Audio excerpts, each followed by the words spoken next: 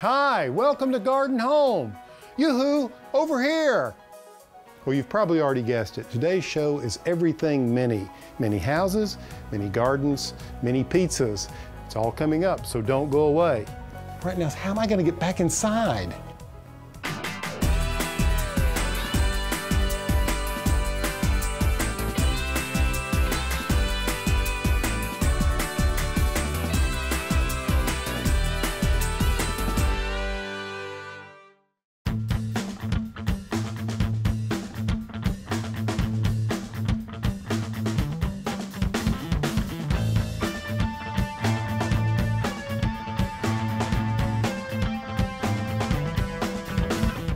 So many people say, I can't grow anything.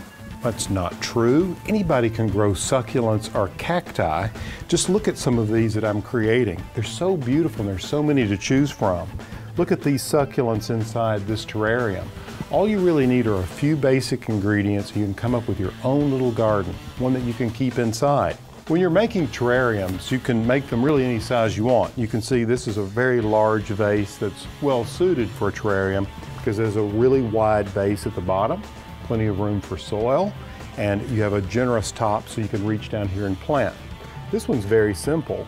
You can see I have a layer of gravel on the bottom, some soil here, and the plants, just a couple of them, in the top of this. Let me just show you how easy it is. You're just gonna take some gravel and put about 3 inches of gravel in the base of a glass bowl.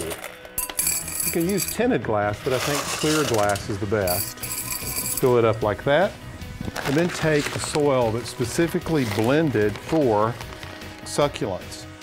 You'll find that this soil is very loose and porous, which is exactly what you want if you want to grow beautiful cacti. So with the soil in place, now all I have to do is plant the plants. So in goes the cactus. Just want to break up the soil just a little bit, place it in the center, and then I'm going to add a few smaller succulents around the base of it. And you can see this is much easier if you have smaller hands or a larger mouth on the vase.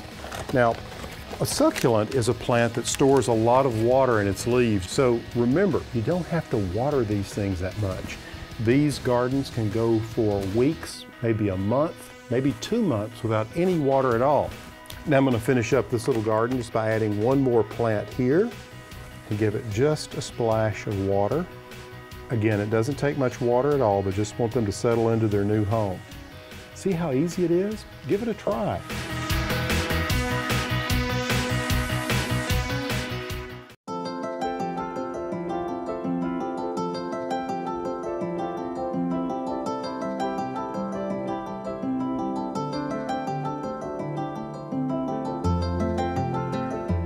Now Gary, this is a new trend in gardening that requires one to think very small, doesn't it? Yeah, something you can put in nice tight spaces.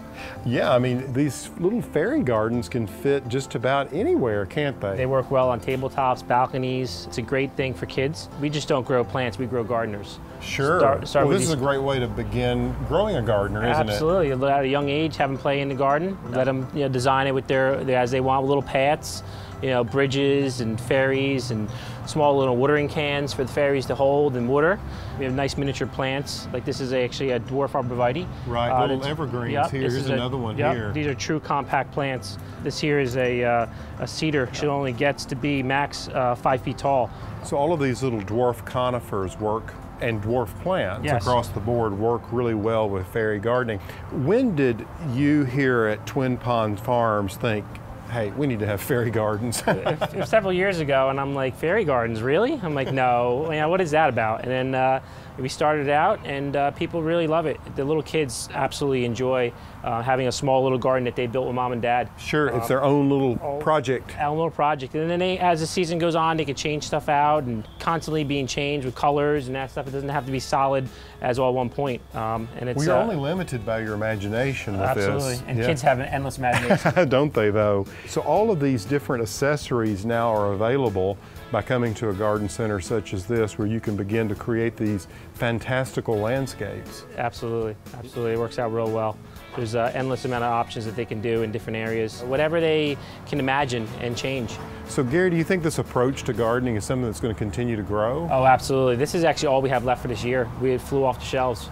It was very well. Really? Yeah, amazing. On the wings of fairies, it flew off. It really did. It really did. These kids loved it. Mom and Dad were out there and playing in the garden, having a little area just for their kid to play with and do. That's it worked out real well. Well, I have to say, you've pretty well convinced me that I need to have one of these up at my farm. Absolutely. You'll love it. You really love it. Well, you guys are doing a great job. Keep up the good work, Gary. Thank you. Thank you.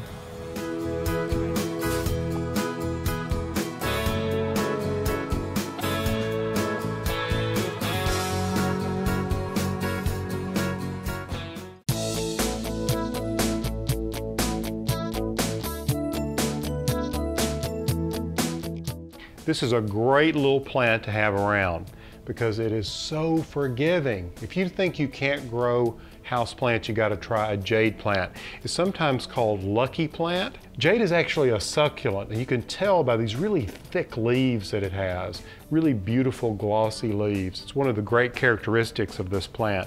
Now, one of the things that's important to recognize about jade is that you can overwater it very easily. You see, you only want to water it in the growing season about every 10 to 20 days, and you just want to make sure that the soil is moistened, and you don't want it to sit in water. Now, for winter care, you don't really want to water it very often, as I've mentioned, and you certainly don't want to fertilize it. But what I've noticed here with mine is you can see that it's already producing some of these little aerial roots. You can see here.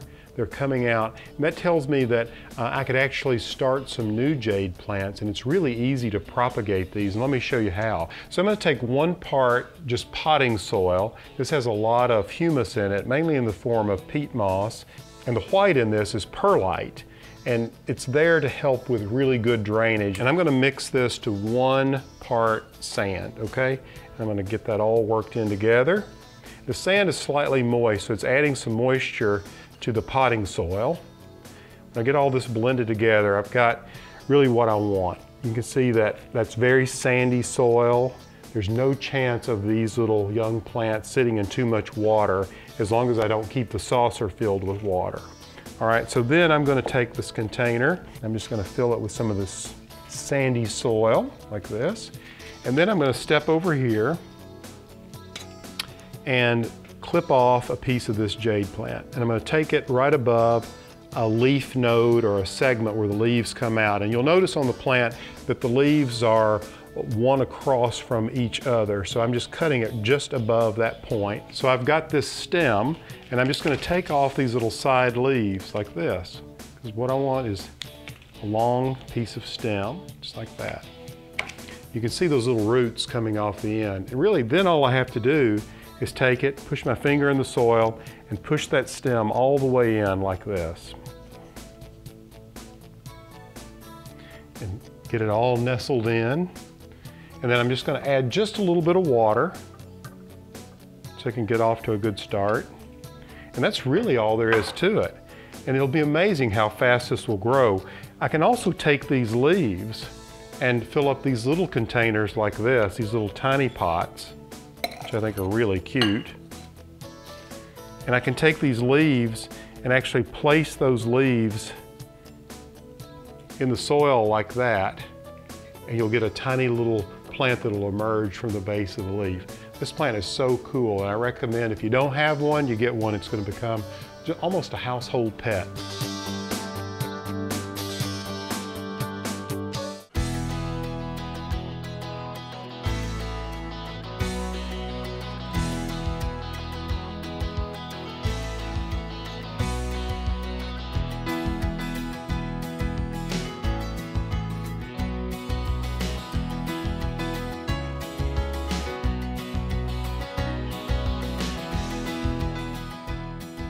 So Courtney, how many horses do you have here today? We have 4. 4 horses, and this one is Addie.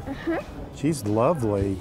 How old is Addie, do you know? I don't know. You don't know? What are the names of the others that you have here? The white one is Patty, and then the brown one over there is Sherman, and then the one that Miss Bonnie has is Nitro. No, how fun. What do you like the most about these little miniature horses? Well, they're all nice. They are nice, aren't they? Are they all as nice as Addie? Pretty much so, huh? Yeah. Addie's really, really pretty. Now tell me, what do you do with them when you take them out for the judge to look at them? Whenever I take them out, sometimes I walk towards the judge and then I smile, and then I have to trot and line her up. And then sometimes I have to do obstacles with her, and then the only one I do jumping with is Nitro.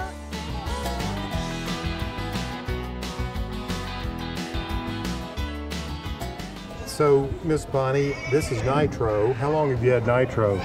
We've had him about 2 or 3 years. 2 or 3 years. Have you always been interested in these miniature horses? No, we got interested in them about 10, 12 years ago. Oh, you did? Yeah? We were a little intimidated by the bigger horses. Right. So we wound up getting them The with little, the pint-sized ones are a little Right. more, they're easier to handle, aren't they? Yes, most of the time. Well, Courtney sure seems to be excited about being here today. She is. She's done well today. It's wonderful that you have horses that she can actually show. Yes, that's one of the things we like to push is if people have horses to share them with people that don't. Our grandchildren are all about 1,000 miles away, so they can't show for us. So we borrow neighborhood kids. That's great. Well, I know Courtney's thrilled about it.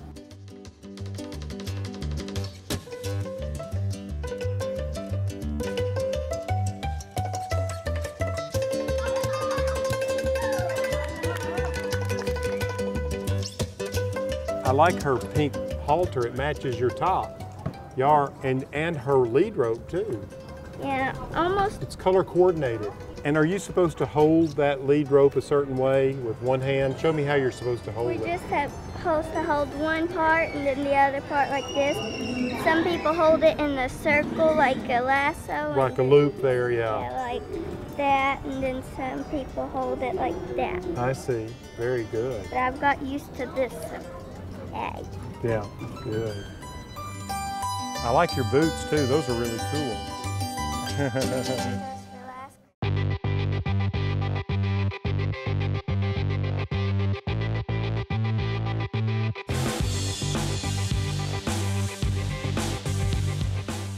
You know, the average square foot home in America is about 2,400 square feet. For some people, that's way too big. Check out this spectacularly small mini house. Oh, Angel, oh, easy girl, easy.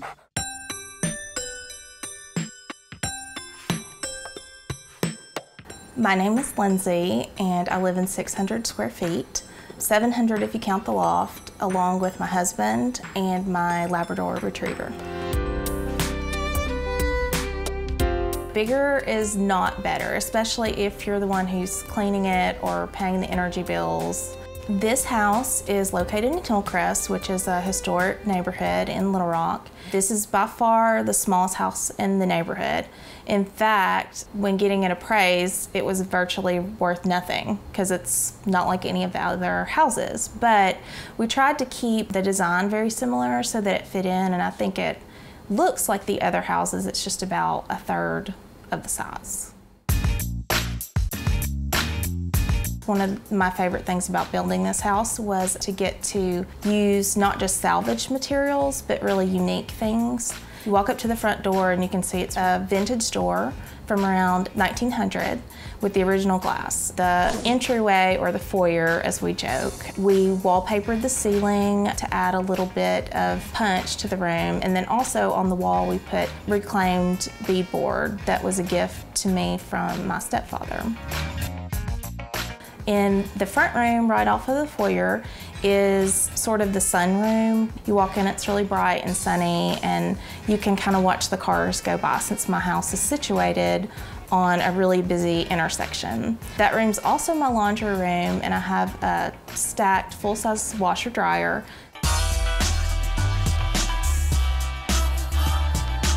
You come into the living area and you'll see the fireplace, the television, which we spend a lot of time figuring out where to put these things. We have a settee, which is our version of a sofa, and then you look into the dining room. I have a bench seat where we built in storage, put baskets where we store our extra kitchen items. Above that is a piece of stained glass that we've salvaged here in Arkansas. The table is on wheels so that when we have company or we're entertaining, we can move the furniture around to make more space. All custom cabinetry, and also the appliances, if you look, are just a little bit smaller than a traditional kitchen. One of my friends works downtown and he saw a building being gutted and they were throwing pieces of slate into the garbage. And he said, wait, I want those, do y'all mind? And no, they helped him load them up. And so my countertops were free. I just had to pay to have them cut to size. We don't have a tub, but that's not because we couldn't fit one, it's because I hate baths. So plenty of storage in there, place for all of our toiletry items. There's also a corner sink, which is kind of different. We found that salvaged and it still had the original hardware. Head into the next room, and that's the master bedroom.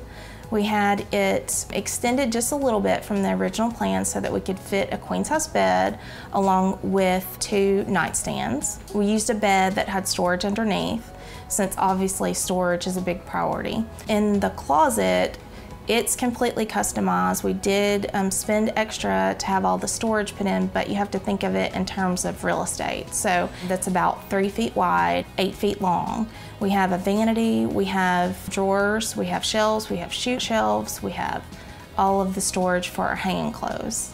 And we also have a loft space. We use a ladder, a library ladder, which is also used for another storage area. But in our loft, we have a short shipmate bed that sits low on the ground. There's also a desk up there that has our computer, which Tom's in school now, so he uses that to study, and also blog. So it's just a fun place to be able to look out. There's a window and a skylight, and you can see the traffic pass and watch the chickens in the backyard.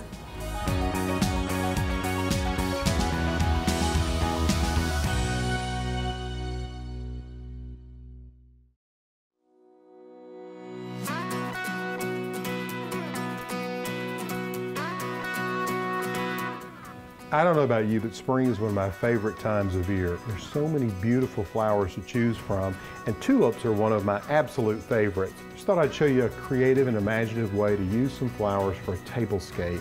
If you're having friends over for a spring dinner or an Easter luncheon, you can apply these ideas and put your own personal signature on them. What I'm going to do here is give you 2 options. One is a little tulip in a tiny vase like this. All we have here is a single tulip stem with a bit of the leaf and just a little barren twig here to the side to tie the name tag to. Now, here's one that has a little more of a garden theme to it. What you want to do is you want to take Scotch tape, and then I'm going to apply the last piece of it. So with that in place, what I'm going to do is take this little thin ribbon. I've tried doing this before without the tape, and it's a nightmare, so make sure you tie it up, and then you just want to put a little bow here and just give it a tug like that when you've got it all tied up. You can see that. Then just take a little bit of this floral foam, just carve off a little piece like this, and just press it down into the container like that. So then all you do is just take a tulip blossom like this, snip it off, push it in like that, and then I'm going to take some Spanish moss and just finish off around the top of it, just to cover the floral foam.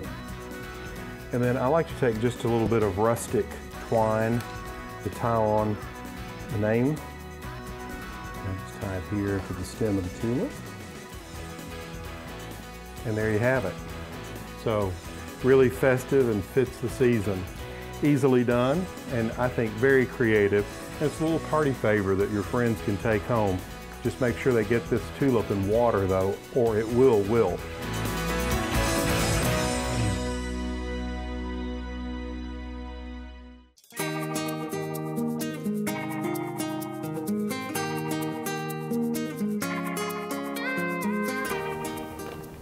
These blueberries are so delicious.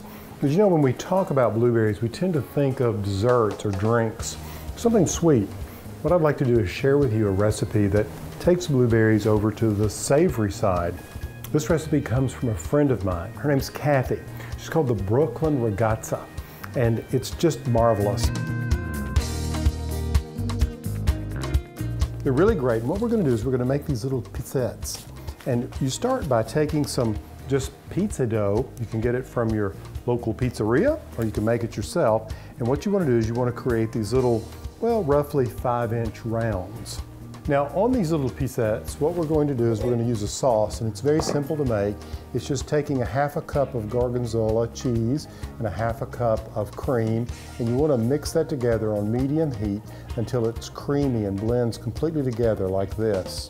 And you just want to take this yummy sauce and you want to distribute it equally on each one of these little pizzettes. You can see here.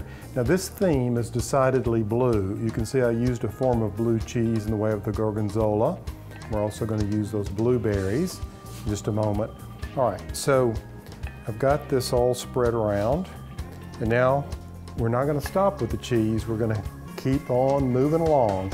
We're going to go for some mozzarella. What I have here is a cup of shredded mozzarella. So we're going to put that on each one of these. I'm being generous with it.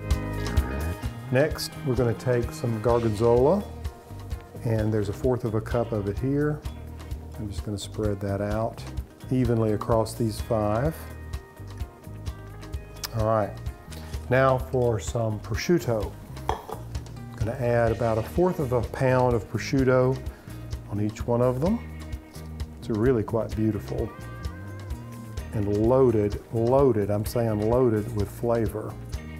There we go with that. Now, for the finishing touch, the last blue, which would be these little pickled blueberries. What I have is a cup of them, and I just want to spread them out on top, a few blueberries like this on each one. And they're not as sweet as you think. The pickling makes them kind of tart, so they're a nice contrast to these other flavors. Just want to get them all worked in here. And just like the blueberry itself, they will be little flavor bursts. Very good. Okay, now it's time to pop them in the oven. What I like to do is then just press them down to make sure the blueberries are committed to this great tasting dish.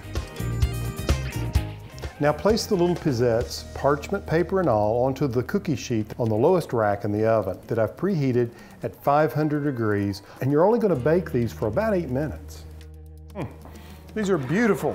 They smell divine. All right, now what we're going to do is we're just going to top them off with a little something from the garden, of course, some arugula. All right, just a little bit of arugula.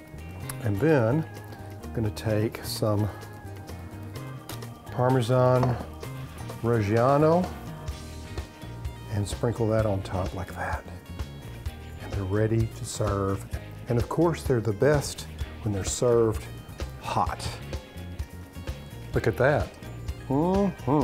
Just give these little babies a try. You're gonna love them.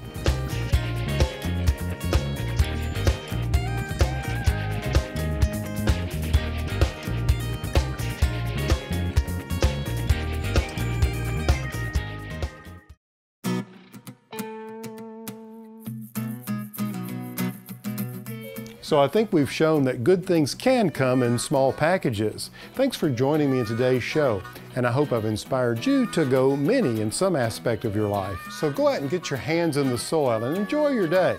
For The Garden Home, I'm Alan Smith. Hey Chris, how about a little help down here? Hey, yeah, what are you doing down there? I just finished the mini show. Oh yeah, well come on, let's get you back inside. Hey, I'd like to go around the garden first. How about it? Okay, all right. You're great. Hey, Chris, how about a little help down here? Hey, yeah, what are you doing down there? I just finished the mini show. Oh yeah, well we better get you up and get you back into the house. Hey, I'd like to go around the garden first. How about it? All right, no problem. You're great. That's awesome, I love it.